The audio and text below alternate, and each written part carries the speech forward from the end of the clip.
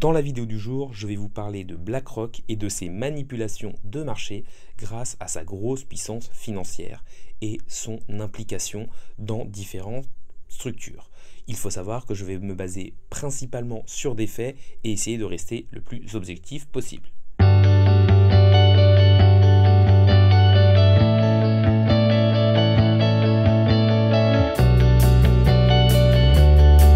Salut à tous, c'est Inspecteur Crypto, bienvenue dans la vidéo du jour qui s'intitule BlackRock nous a menti.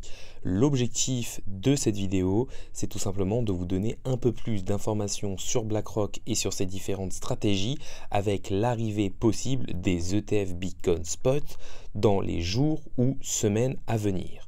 N'hésitez pas à liker la vidéo, à me dire en commentaire ce que vous pensez de BlackRock et de son arrivée dans le marché des crypto-monnaies. N'hésitez pas non plus à vous abonner, ça récompense le travail que je fais au jour le jour et ça permet de faire grossir la communauté.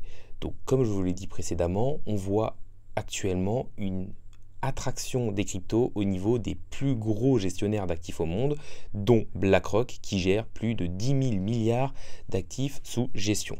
L'arrivée de BlackRock dans l'écosystème pourrait donc apporter énormément de liquidités et lancer un bull run d'envergure. Alors déjà, ce qu'il faut se dire, c'est que le BlackRock est en attente de la décision de la SEC, qui est l'organisme de régulation des marchés financiers aux États-Unis, pour lancer leur ETF Bitcoin Spot.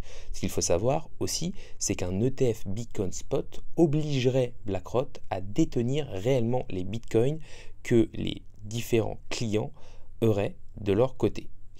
De plus, depuis plusieurs années, BlackRock manipule totalement le marché des crypto-monnaies et de la blockchain afin de pouvoir acheter un bitcoin à bon prix et de prendre, on va dire, d'abord du contrôle avant que ce marché explose. Ils sont en relation directe avec les gouvernements des pays les plus puissants au monde. Ils ont par exemple aidé l'Europe dans la crise grecque grâce à l'intelligence artificielle Aladdin. De plus, le fait qu'ils gèrent énormément d'argent leur donne une participation forte dans les plus grandes entreprises du monde. Ils peuvent donc siéger au board et donner leur avis et en quelque sorte dicter leurs règles.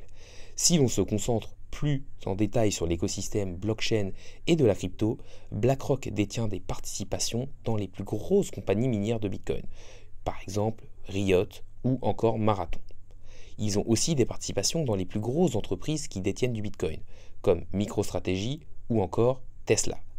Cathie Wood a récemment dit, Cathie Wood c'est quand même la PDG de ARK Invest qui est un gros fonds d'investissement, et elle a déclaré que BlackRock aurait influencé la décision de Tesla et de Elon Musk de ne plus accepter les paiements en Bitcoin, ce qui a amené à une correction du prix. Alors il faut savoir que BlackRock ayant énormément de participation dans Tesla, ils ont forcément avec toutes ces actions le droit de vote, enfin en tout cas le droit de donner leurs décisions, et donc ça peut influencer sur la politique de l'entreprise. Et il faut savoir que de base, Tesla avait accepté le Bitcoin comme moyen de paiement pour ses voitures et qu'après Elon Musk est revenu sur cette décision. Il faut savoir que le fonds d'investissement a aussi des liens forts avec la Chine pour développer un écosystème durable pour l'investissement et que peu après avoir obtenu leur licence, le pays a tout simplement interdit les crypto-monnaies et le minage de Bitcoin. Ces infrastructures ont ensuite été rachetées par les autres mineurs qui sont détenus en grande partie par BlackRock. Cette nouvelle a fait fluctuer le prix du Bitcoin. On voit donc le pouvoir énorme qu'a BlackRock pour jouer sur le prix du Bitcoin et sur le marché des crypto-monnaies.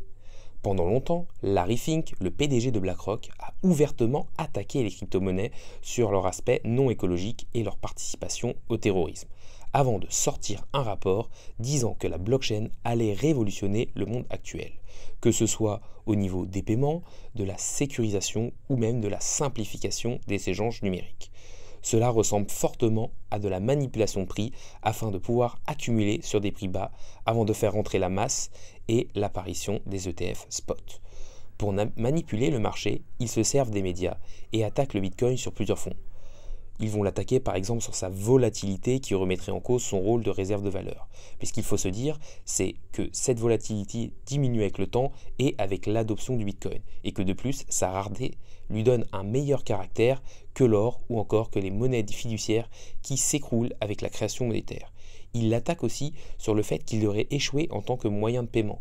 Mais quand on voit les transactions qui passent sur le réseau Bitcoin et surtout l'adoption du Lightning Network qui permet de faire des paiements de manière instantanée et moins chère que les réseaux de paiement actuels, on se dit que son développement est plutôt en bonne voie.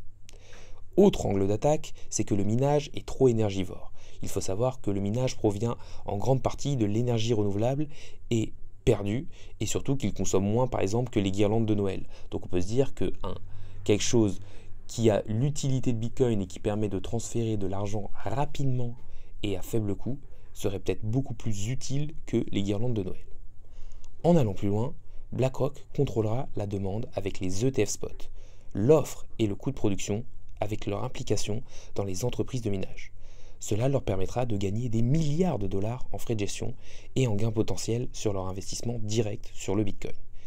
Les différents discours et manipulations visaient à leur donner du temps pour construire un écosystème leur permettant de profiter un maximum de l'expansion de la blockchain et d'accumuler du Bitcoin.